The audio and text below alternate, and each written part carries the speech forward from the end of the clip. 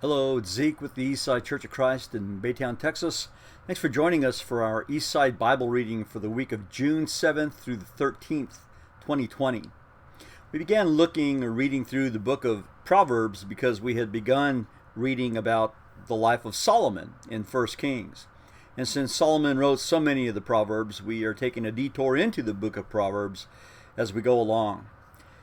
Proverbs continues in our reading with Solomon's fatherly advice, and we can see Solomon plead with his son to listen to him, and all the way from chapter 3 through chapter 7 where he exhorts him, "Do not forget my teachings, my son. Hear the instructions of a father.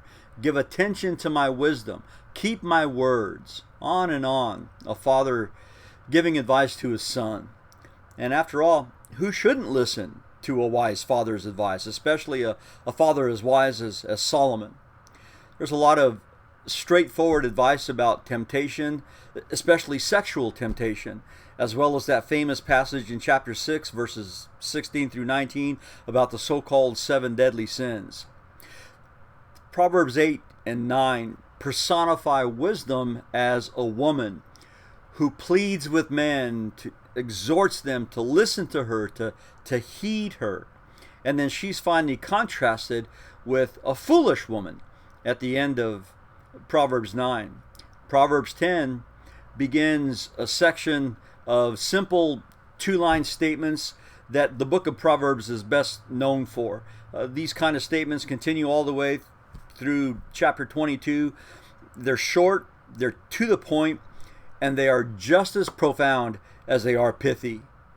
Psalm 7, as we continue reading in the Psalms, pleads to God for help from David's human enemies, while Psalm 8, David just marvels at the majestic natural creation of God and the fact that God would place man in a position of stewardship over all of that.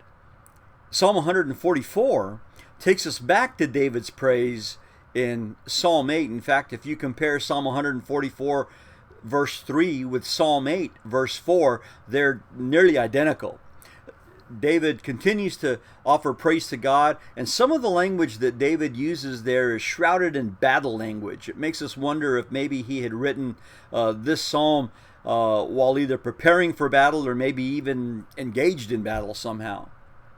As we continue in our New Testament reading in the book of Romans, Paul continues to lament his fellow Jews' rejection of the gospel while bolstering the gospel's inclusion of the Gentiles. And at the end of chapter 11, Paul marvels at the depths and the richness of God's plan for everyone. And then he begins to transition into a section of Romans where he reminds his readers what a transformed life should look like.